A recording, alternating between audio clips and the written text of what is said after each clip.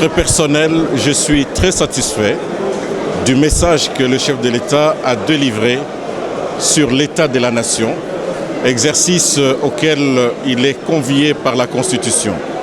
Ce tour d'horizon sur ces 10 premiers mois d'exercice du pouvoir suprême nous a permis de connaître l'essentiel des actions qu'il a menées dans son programme d'urgence. Et les projections qu'il vient de faire pour l'avenir nous donnent de l'espoir et de l'espérance. Qu'il est possible, si nous travaillons à l'unisson comme il a demandé, nous aurons à relever des défis énormes, qu'il s'agisse dans les secteurs de sécurité, dans les secteurs de l'économie, dans les secteurs sociaux de base, dans les secteurs des investissements pour la création de l'emploi pour les jeunes et dans bien d'autres secteurs, dont la diplomatie, dont il nous a délivré le rôle de la diplomatie agissante qu'il a conduit. Nous avons bel espoir que cette nation connaîtra des avancées considérables. Donc je félicite le chef de l'État, je l'encourage et il peut compter sur les énergies congolaises parce que ces énergies existent. Il doit compter sur les institutions que nous avons et en tant que parlementaire, mon rôle, c'est de travailler sur les meilleures lois et sur les contrôles de l'exécutif pour que ce travail réussisse au courant de son quinquennat.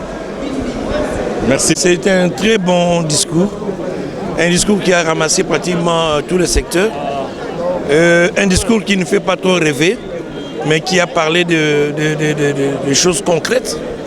Et j'ai beaucoup aimé, surtout la vision qu'il a, les projets qu'il a pour les années à venir, pour décentraliser, pour construire les routes reliant plusieurs provinces et avec d'autres pays étrangers. C'est vraiment une très très bonne vision. Là, les provinces vont respirer, ils ne seront plus enclavées, il va désenclaver les provinces. C'est une très bonne... Et puis pour la situation des députés, ce n'est que normal. Nous souffrons réellement parce que nous sommes substitués au ministre. La tâche que devait faire le gouvernement, c'est maintenant les députés qui les font dans nos cités. Nous enterrons les morts, nous faisons marier les gens, nous sortons les femmes à l'hôpital, nous faisons tout. Et avec ce qu'on a, on ne saura même pas tenir le coup dans nos propres familles. C'est une très bonne chose. Vraiment, j'ai beaucoup apprécié. Merci.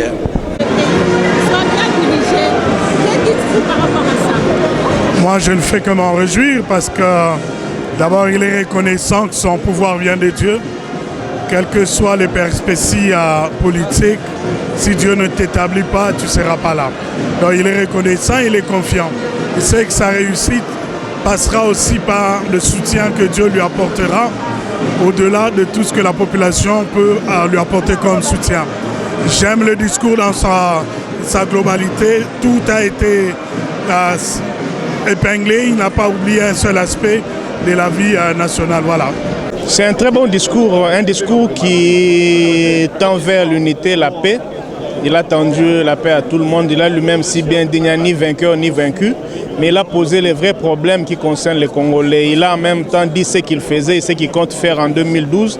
Ce qui m'a le plus impressionné, c'est le fait d'aborder certaines questions que jadis on pouvait considérer comme tabous.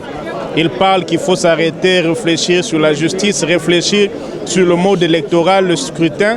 Et aussi, il reconnaît les difficultés qu'il y a, mais les initiatives prises, notamment en matière fiscale, qui veut qu'on puisse moderniser et digitaliser ça, ça peut permettre au pays d'avoir les moyens pour aborder ces différentes réformes. C'est un bon discours qui est fédérateur, en fait. Bon, la première impression que j'ai, c'est que le chef de l'État a fait un discours comme s'il s'agissait d'un discours de campagne électorale et non d'évaluation d'un chef de l'État. En plus, sur les matières les plus sensibles, la guerre à l'Est, la tuerie à Beni-Butembo, je suis resté aussi sur ma soif en pensant que le chef de l'État n'a pas indiqué des actions concrètes pour éradiquer toutes ces forces négatives. En ce qui concerne également l'économie, des mesures de résilience de notre économie pour créer réellement la richesse et chasser le chômage et la pauvreté. Je n'ai pas senti la pugnacité d'une évaluation, donc la pertinence d'une véritable évaluation une année après la prise de pouvoir. Très équilibré, un discours qui a touché tous les secteurs de la vie sociale, un discours qui a touché les intérêts de la population. Et ce qui m'a beaucoup marqué, c'est qu'il a fait allusion à la coalition Cash et il a rendu hommage. Il a rendu hommage à ce grand homme qu'est Joseph Kabila, qui est son frère et qui a facilité l'alternance politique civilisée au sommet de l'État. Ça, il faut le faire. Et je crois que c'est un exemple pour tous les lieutenants d'un camp à l'autre, pour qu'ils suivent cet exemple-là. Il n'y a rien à se tirailler et tout ça. Voilà. Donc, moi, c'est allé tout droit au cœur. Comme il a rendu hommage à Joseph Kabila, c'est allé tout droit au cœur. Et que à saluer Joseph Kabila, ça c'est allé tout droit au cœur. Il faut aller l'exemple Nabaka Bund, il faut aller l'exemple Nabaka Bouya, pour balandaka makambo Tshisekedi azoloba que Zabitumbate bazabande ko lobby Joseph Kabila zande konanga. Donc wana to lobby que discours wana ba photocopier, ba pesa Kabund, ba photocopier, ba pesa Kabuya. Donc voilà, c'est ça la vie politique, alternance Oyo. Et là, ici dans le monde entier, que les Congolais sont matures. Coalition Oyo et Big Simboka na désordre Union Selingue et Salama. Donc voilà. Donc ils ont un discours équilibré. C'était un grand plaisir de participer au premier discours du chef de l'État, lui-même il a dit, et de voir toutes les réformes qu'il va faire et tous les souhaits qu'il a pour changer tout ce qui se passe dans le pays. Nous l'encourageons, ce que nous pouvons faire, l'encourager, puisqu'il vient de parler de la prière et nous prions pour lui. Il a fait un programme pour les années à venir.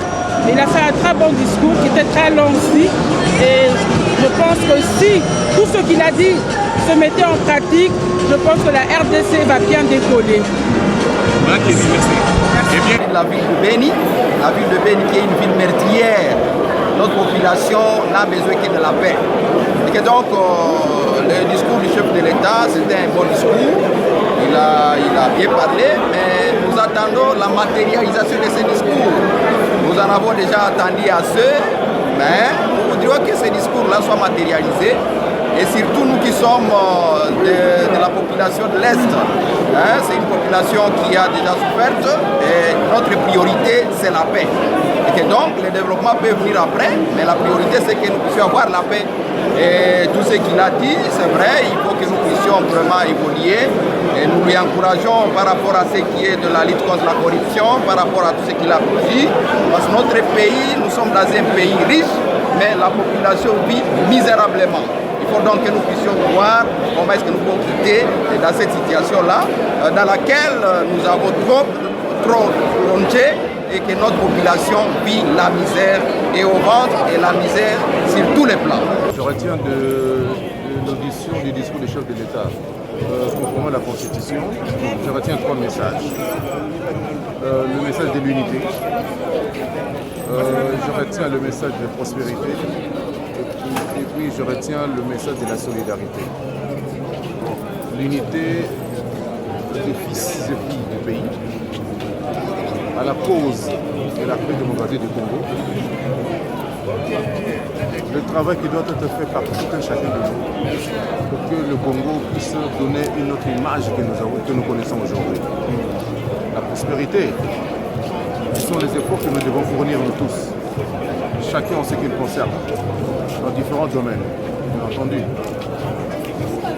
Il a appuyé cela par un message qu'il a passé par la suite en disant qu'il a décrété l'année 2020 comme étant l'année d'action. Et le dernier message, c'est la solidarité.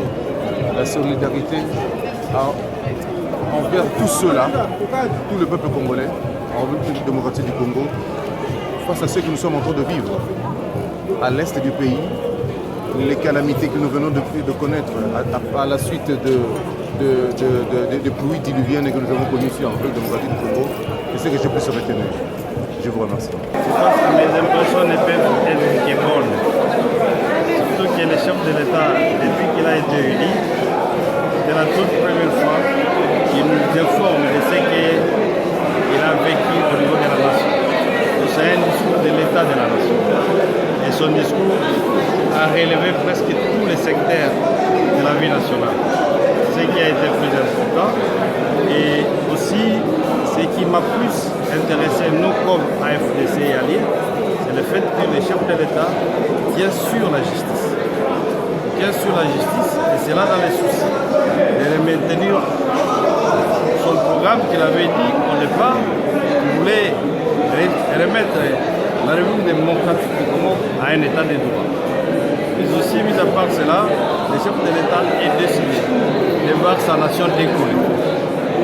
Il fait allusion aux infrastructures, d'abord à la paix et sécurité dans la province du Nord et du Sud et de l'Ituri, où il va remettre les choses à l'ordre, parce que ça fait longtemps que nos frères sont en train d'être décimés par les forces terroristes.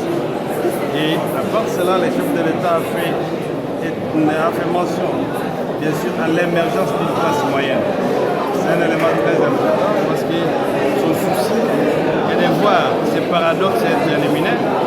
Un État potentiellement riche en face d'une population extrêmement pauvre, et il voudrait que la tendance soit renversée et que désormais le revenu de notre nation soit redistribué pour l'intérêt supérieur de notre population.